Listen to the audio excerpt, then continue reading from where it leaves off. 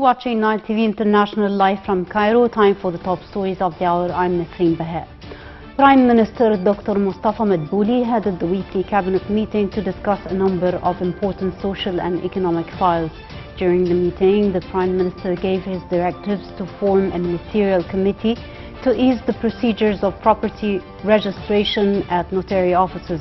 Meanwhile, the Prime Minister stressed the necessity of following up the procedures for registering the names of the elderly and chronic disease patients in order to receive the coronavirus vaccine.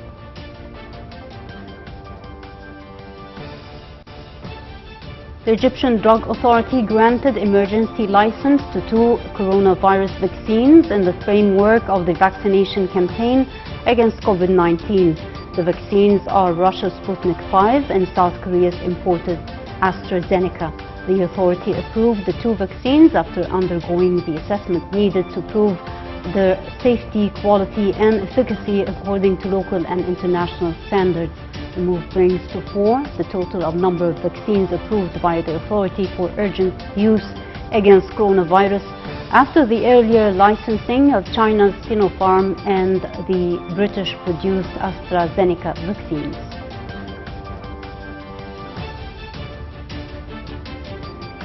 The coronavirus has caused at least 2.5 million deaths around the world since the outbreak emerged in China in December 2019. The US is the worst affected country, followed by Brazil, Mexico, India and Britain. Meanwhile, EU leaders meet Thursday under pressure to speed up Europe's coronavirus vaccine rollout and divided over border closures and what introducing vaccine travel certificates could mean. The video summit for the leaders of the 27-nation bloc comes a year into the COVID-19 crisis, as most of the EU is experiencing a second wave of cases that stubbornly won't diminish.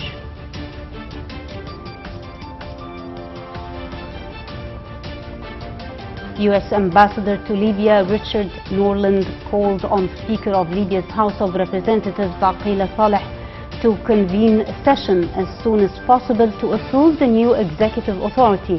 A tweet on the embassy's official account said that Washington stressed on the importance of the House of Representatives' vote of confidence for the new authority as a key step towards holding the elections in December.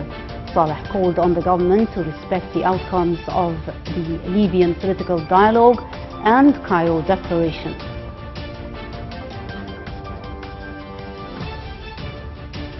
U.S. President Joe Biden's administration announced that its patience is not unlimited with Iran as it renewed an offer for talks on its nuclear program.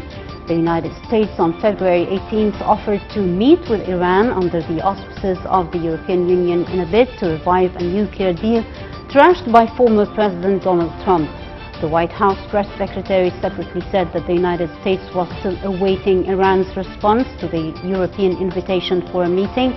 Iran publicly has insisted on its position that the United States needs to lift all sanctions before Tehran returns to compliance. Iran this week began limiting the International Atomic Energy Agency's access to sites and other information in response to the U.S. refusal to lift sanctions immediately.